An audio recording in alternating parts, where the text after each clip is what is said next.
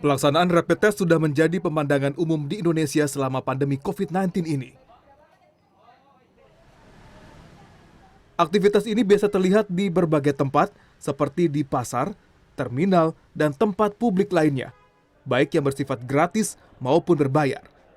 Karena ini adalah gambaran rata-rata seluruh Indonesia, tetapi Menurut juru bicara pemerintah untuk penanganan COVID-19 Ahmad Yuryanto, rapid test masih digunakan sebagai salah satu patokan untuk melakukan tes lanjutan, yaitu tes antigen seperti polymerase chain reactions atau PCR, atau tes antigen lain, yaitu tes cepat molekuler.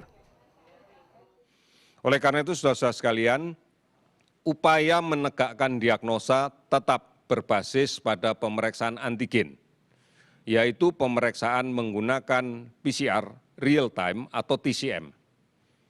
Rapid test hanya digunakan untuk screening, karena rapid test yang ada di masyarakat sekarang adalah pemeriksaan rapid test yang berbasis pada antibodi.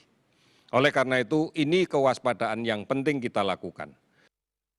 Sejak awal April lalu, Kepala Gugus Tugas Percepatan Penanganan COVID-19 Letjen Doni Monardo telah menyatakan bahwa rapid test kurang akurat.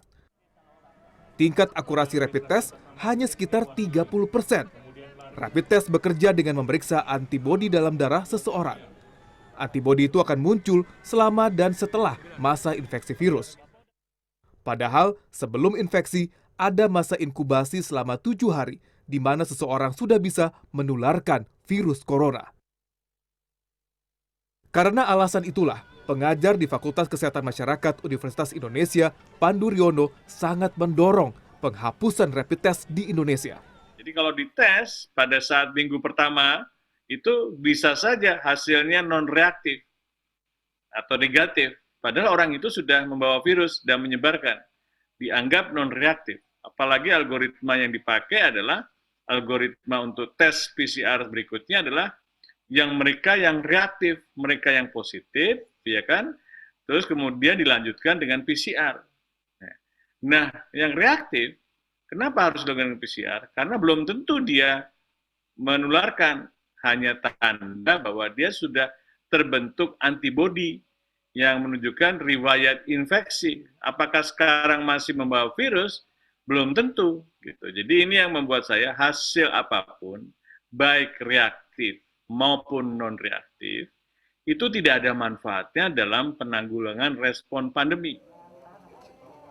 Pandu pun menyayangkan adanya komersialisasi rapid test yang sebenarnya tidak bermanfaat.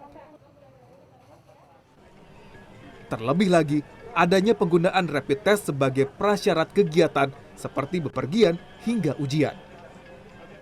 Terlepas dari semua itu, gerakan 3M, yaitu menggunakan masker, mencuci tangan, dan menjaga jarak, tetap menjadi cara terbaik menghadapi pandemi ini.